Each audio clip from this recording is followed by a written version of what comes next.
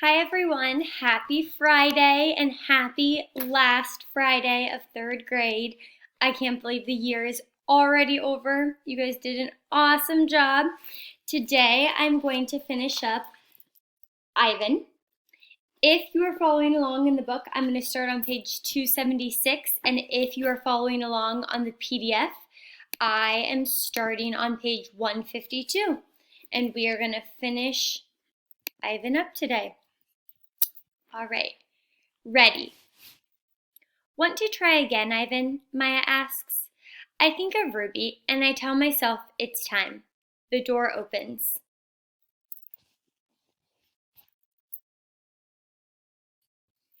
Outside at last. Sky, grass, tree, ant, stick, bird, dirt, cloud, wind, flower, rock, rain, mine, mine, mine.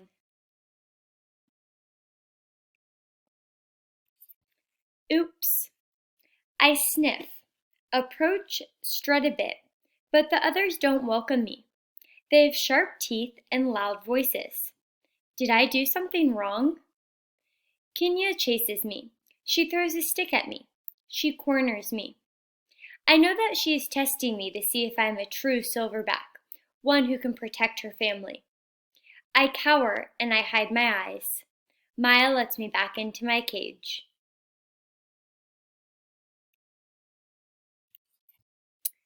What it was like.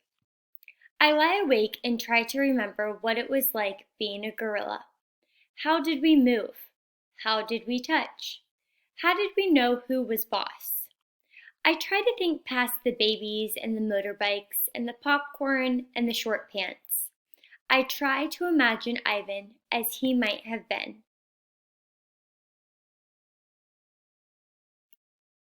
Pretending. The juvenile male approaches. He's eyeing my food hungrily. I imagine a different Ivan, my father's son.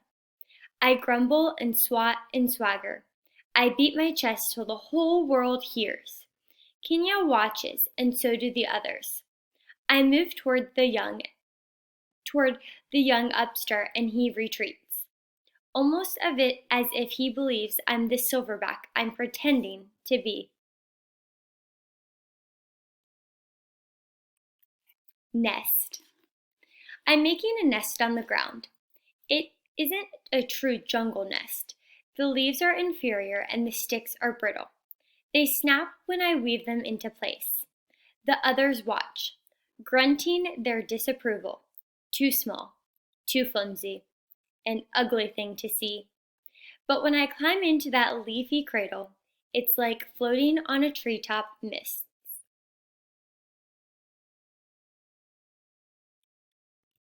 More TV. Maya wants me to go back into my glass cage. I can tell because she's tempting me towards the door with a trail of tiny marshmallows. I try to ignore her. I don't want to leave the outside. It's a cloudless day and I found just the right spot for a nap. But I relent when she adds yogurt raisins to the trail. She knows my weakness all too well. In the glass cage, the TV is on. It's another nature show, jerky and unfocused. I expect to see gorillas, but none appear. I hear a shrill sound like a toy trumpet. My heart quickens. I rush close to the screen. There she is, Ruby. She's rolling in a lovely pool of mud with two other young elephants. Another elephant approaches. She towers over Ruby. She strokes Ruby, nudges her. She makes soft noises. They stand side by side just as the way Stella and Ruby used to do. Their trunks intertwine. I see something new in Ruby's eyes, and I know what it is. It's joy. I watch the whole thing, and then Maya plays it again for me, and again. At last, she turns off the TV and carries it out of the cage. I put my hand to the glass. Maya looks over. Thank you, I say with my eyes. Thank you. It. Kenyani ambles towards me. She taps me on the shoulder and and Knuckle runs away. I watch her arms crossed over my chest. I'm careful not to make a sound. I'm not sure what we're doing. She ambles back, shoves at me, dashes past. And then I realize what's happening. We're playing. We're playing tag. And I'm it.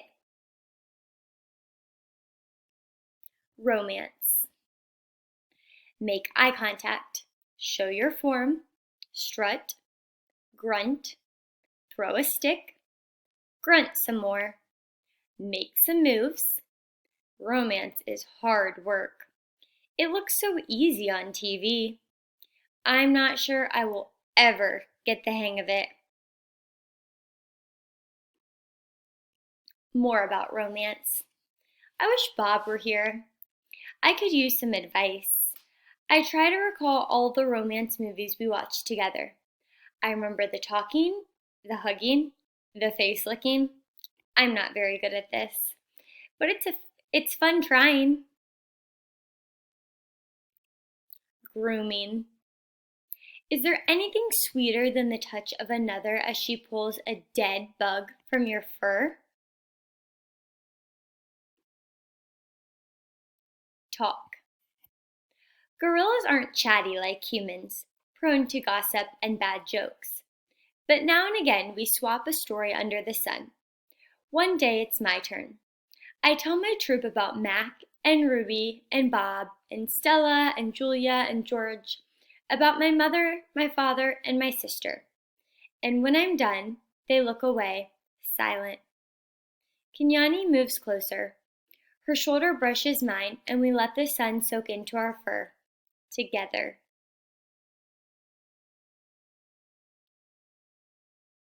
The top of the hill. I've explored every nook and cranny of this place except for a hill at the far end where workers have been repairing a wall. They're finally gone. They've left behind fresh white brick and a mound of black dirt. While the others laze in the morning sun, I want to explore the hilltop.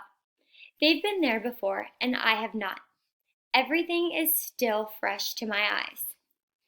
I take my time going uphill, savoring the feel of grass on my knuckles. The breeze carries the shouts of children and the drowsy hums of bumblebees. Near the top of the hill is a low-limbed tree, the kind my sister and I would have loved. The wall is endless, clean and white, stretching far down into habitats beyond my own. It's high and wide, carefully built to keep us in and others out. This is, after all, still a cage. It rained last night and the pile of dirt is so soft to the touch. I scoop up a handful and breathe in the loamy smell. It's a rich brown color, heavy and cool in my palm, and the wall waits like an endless blank billboard. The wall. It's a big wall, but it's a big pile of dirt, and I'm a big artist. Any guesses what he might be thinking? I slap handfuls of mud on the warm cement. I make a handprint. I tap my nose with my muddy finger. I make a nose print. I slide my palms up and down. The mud is thick and hard to use, but I keep moving and scooping and spreading. I don't know what I'm making, and I don't care. I make swoops and swirls and thick lines, figures and shapes, light and shadow. I'm an artist at work. When I'm done, I step back to admire my work. But it's a large canvas, and I'd like to get a better view. I go to the thick-limbed tree and grab the lowest branch. I try to swing my legs. Oomph! I land hard. I'm too big to climb, I suppose. I try again anyway, and this time I pull myself onto the first limb, gasping for breath. One more limb, two, and I can't go any further. Perched halfway up the tree, I see my troop, still dozing contently. I take in the wall, splattered and splashed with mud. Not much color, but lots of movement. I like it. It feels dreamy and wild, like something Julia might have made. From my seat in the tree, I can see beyond the wall, I see giraffes and hippos. I see deer with legs like delicate twigs. I see a bear snoozing in a hollow log. I see elephants.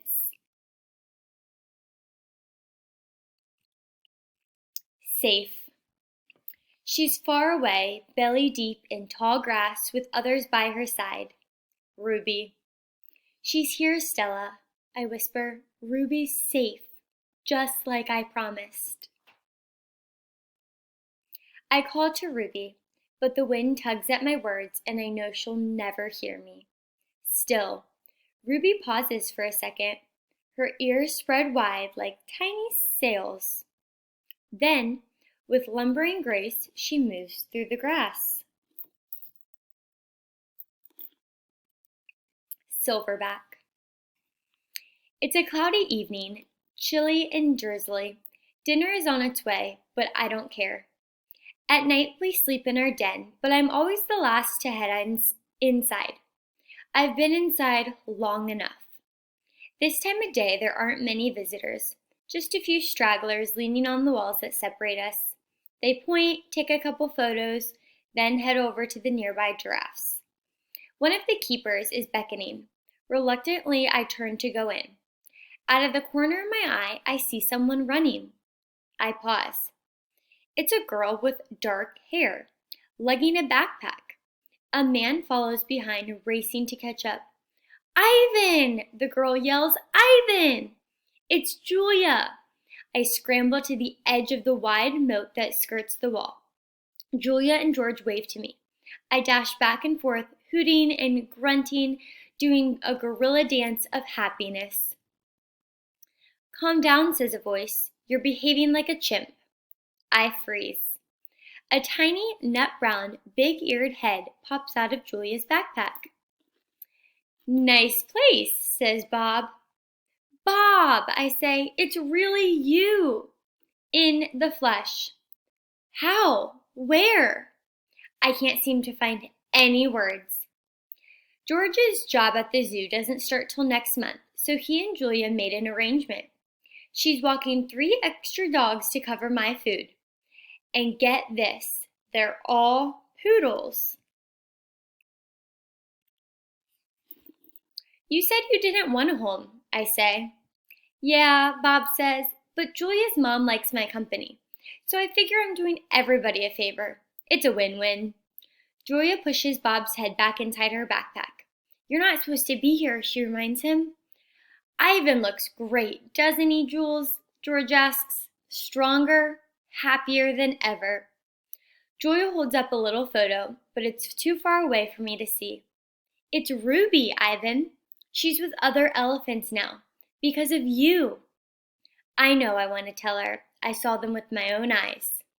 We stare across the expanse that separates us. After a while, George pats Julia's arm. Time to go, Jules.